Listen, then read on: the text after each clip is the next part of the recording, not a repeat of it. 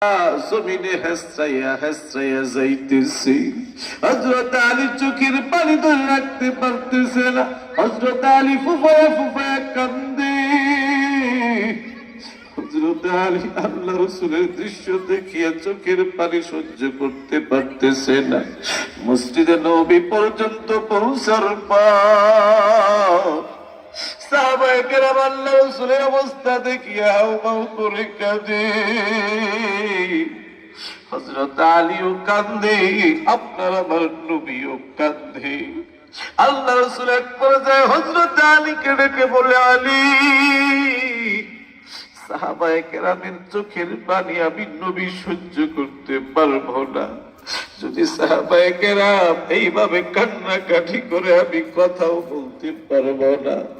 আরে আলী, সাহাবায়ে কেরামদেরকে বলো সাহাবায়ে কেরাম যাতে চোখের পানিগুলো মুছে আমাকে দুইটা কথা বলার সুযোগ করিয়া দেয়। আরে আলী, আমার বড় কষ্ট হইতেছে।